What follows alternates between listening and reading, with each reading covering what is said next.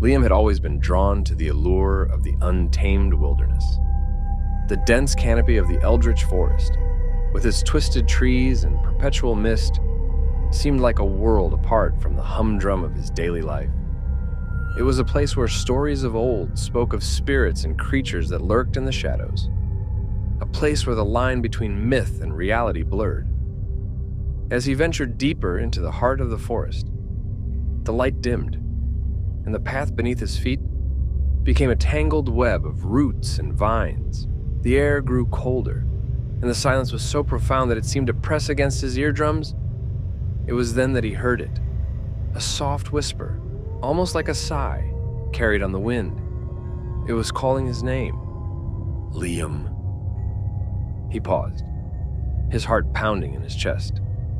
The logical part of his mind urged him to dismiss it as the wind playing tricks, but a primal fear rooted him to the spot. The whispers grew louder, more insistent, and he could almost make out a melody in the eerie chorus. It was a siren's song, beckoning him to step off the path. Liam shook his head, trying to clear the fog that seemed to have settled over his thoughts. He had to keep moving. The path had always led him back home before, but now it seemed to twist and turn in impossible ways. The trees leaned in closer, their branches like hands reaching out to him. It was then that he saw it, a flicker of movement between the trees, a shadow that seemed too deliberate to be a trick of the light. His breath caught in his throat as he realized he was not alone. The forest held its breath with him, waiting for the shadow to reveal itself. With a courage he didn't know he possessed, Liam called out, "Who's there?" The forest answered with silence. Then, a low growl resonated through the still air, a sound that spoke of hunger and the hunt. Liam's instincts screamed at him to run, but where could he go? The forest had closed in around him, a labyrinth with no exit.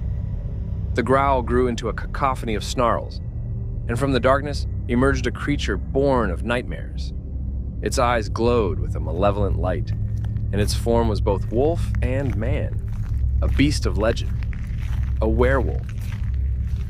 Liam's mind reeled with terror, but he knew one thing for certain: he had to survive. He turned and ran, the creature's howls echoing behind him. Branches tore at his clothes and skin, but he pushed forward, driven by sheer desperation. The path was gone, and all that remained was the will to live, to escape the horrors of the eldritch forest and the nightmare that hunted him. Liam's lungs burned as he dashed through the underbrush, the werewolf's growls a constant reminder of the peril on his heels. The moon, a ghostly galleon tossed upon the cloudy seas, provided scant illumination, casting eerie shadows that danced and twisted around him. Every rustle, every snapped twig sent jolts of fear coursing through his veins. He stumbled upon a clearing, the sudden absence of trees offering no solace, but rather exposing him to the malevolent gaze of the night sky. In the center stood an ancient stone altar, its surface worn and etched with runes that seemed to pulse with a sinister energy. Liam's mind raced. Legend spoke of such altars as places of power, where the veil between worlds was thin. The creature's howls crescendoed as it burst into the clearing, its form monstrous and its eyes ablaze with a feral hunger. Liam backed against the altar, searching frantically for a weapon, a tool, anything. His hand brushed against a jagged rock, and with a surge of adrenaline, he grasped it tightly. The werewolf advanced, its snarls a symphony of savagery. Liam could see now there was no reasoning, no humanity left in those eyes, only the primal instinct to hunt and to kill. As it leaped, Liam swung the rock with all his might, connecting with a sickening thud. The beast recoiled, stunned but not defeated. Liam knew he had but moments before the creature recovered. He remembered the tales of his grandmother, stories of the old ways and the power of the spoken word. With the werewolf shaking off its daze, Liam pressed his palm against the runes on the altar and began to recite the incantations he had learned as a child. words that felt as ancient as the stones themselves. The air grew thick, the wind whipped into a frenzy, and the runes glowed with a fierce light. The werewolf howled, not in hunger now, but in fear, as the power of the altar surged. Liam felt a connection to the earth, to the forest, to the very essence of life and death. The boundary between him and the creature blurred, and he understood its pain, its curse. With the final word of the incantation spoken, a shockwave of energy erupted from the altar, enveloping both Liam and the werewolf. The creature's form shimmered, and before Liam's astonished eyes it transformed. Where the beast once stood, there was now a man, naked and shivering, with no trace of the monster that had been. The man looked up at Liam, his eyes filled with tears and gratitude. "You freed me," he whispered.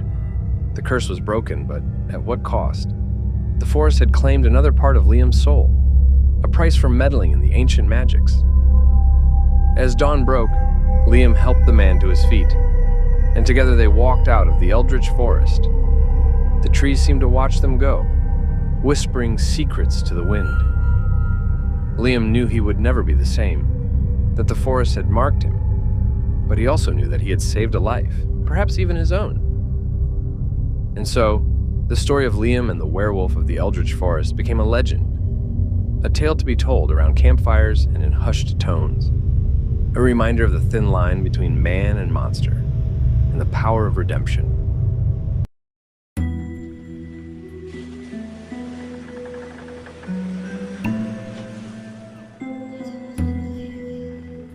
In the heart of the ancient forest, where the thick canopy blocked out most of the sun, the air was always damp and the ground soft with layers of fallen leaves.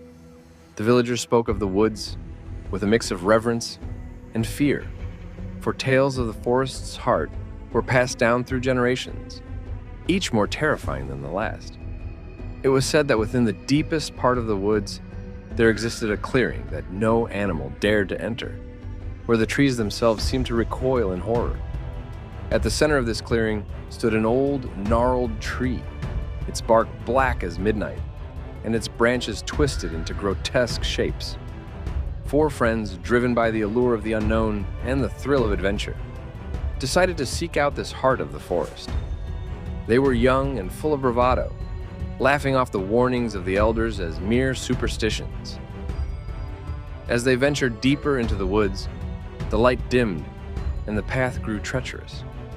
The forest seemed to close in around them, the silence broken only by the occasional snap of a twig underfoot. As night fell, they found the clearing.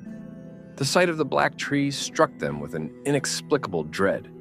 Its presence was oppressive, and the air around it was cold and still. The friends, once so bold, now felt the weight of their folly. They say the forest claims those who dare to uncover its secrets.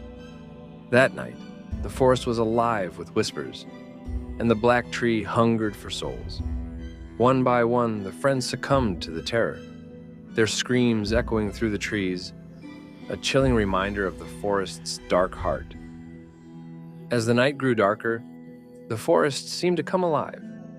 The four friends huddled together, the light from their flashlights casting long, sinister shadows among the trees. The air was thick with an unspoken dread, and every rustle of leaves sent shivers down their spines. Mark, the most rational of the group, tried to dismiss their fears. "It's just a tree," he said, his voice betraying a hint of uncertainty. "There's nothing supernatural about it." But Sarah, who had always been sensitive to the energies around her, felt something different. "No, there's something wrong here," she whispered. "Can't you feel it? It's like the tree. It's watching us." The others laughed nervously, but the laughter died quickly as a cold wind swept through the clearing, causing the black tree's branches to creak and groan. The sound was eerily human, like the lament of lost souls. James, the bravest among them, stepped forward. "I'll prove there's nothing to fear," he declared, moving toward the tree. But as he reached out to touch the bark, a sudden gust of wind knocked the flashlight from his hand, plunging them into darkness. Panic ensued. The friends scrambled to find the light, their breaths coming in short, sharp gasps. When the flashlight was finally recovered, they found themselves alone. James was gone, vanished without a trace. The remaining three called out for him, their voices desperate and filled with terror. But the only answer was the mocking whisper of the wind through the leaves. They were not alone in the forest that night. Shadows moved just beyond the reach of their light, circling, closing in. The friends realized too late that the tales were true. The heart of the forest was a place of ancient and malevolent power, and it had claimed James as its own. Now, they had to find a way out before they too became permanent residents of the forest's dark heart. The path back seemed to twist and turn on itself, and every direction looked the same. The forest was playing tricks on them, disorienting them, drawing them deeper into its embrace. As they stumbled through the underbrush, the sounds of the forest grew louder, more menacing. It was as if the trees themselves were speaking, whispering secrets in a language too old for human understanding. As the forest tightened its grip, Sarah and Mark faced their own harrowing trials. Sarah's sensitivity to the energies around her intensified. She began to see glimpses of shadowy figures moving among the trees, their eyes glowing like dying embers. They whispered secrets in a language she couldn't understand, yet their intent was clear: malevolence. Sarah's flashlight flickered, casting erratic beams of light. She stumbled over roots and fallen branches, her breath ragged. The forest seemed to shift, rearranging itself to confuse her. She felt eyes on her back, unseen but ever present. Desperation drove her forward. She remembered the old tales. The forest demanded sacrifice. But what kind? She couldn't bear the thought of losing another friend. Yet, as the darkness closed in, she wondered if her fear would be enough to appease the ancient forces. Mark's rationality wavered. He'd always been the voice of reason, but reason had no place here. The black tree loomed ahead, its twisted branches reaching out like skeletal fingers. He could almost hear it calling to him. James's disappearance haunted Mark. Had the forest swallowed him whole? Mark's mind raced with possibilities: traps, hidden creatures, or perhaps something more insidious. He clutched his pocket knife, its blade cold against his palm. Mark's instinct screamed at him to run, but where? The forest had shifted the paths, and he was disoriented. He stumbled upon an ancient stone altar, moss-covered and foreboding.